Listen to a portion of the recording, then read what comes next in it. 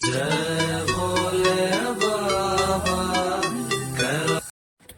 नर्मदा परिक्रमा के दौरान हम आज पहुंचे बकावा गांव में।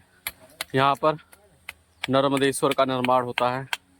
देखिए भैया बना रहे हैं और यहाँ से बनाए हुए नर्मदेश्वर शिवलिंग पूरे विश्व में जाता है, पूजित होता है।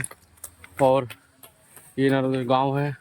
प्रायः यहाँ सभी गांव के लोग शिवलिंग का निर्माण करते हैं। औजारों के द्वारा इसको तराशा जाता है। पत्थरों को तराश करके इसमें निखार, अनुपम दिव्य निखार आता है। ये देखिए निखार आ रहे हैं, बहुत सुंदर निर्माण कर रहे हैं।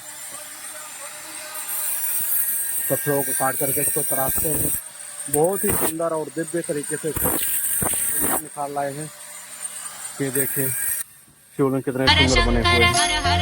जय जय शंकर जय जय शंकर हर हर शंकर हर हर शंकर।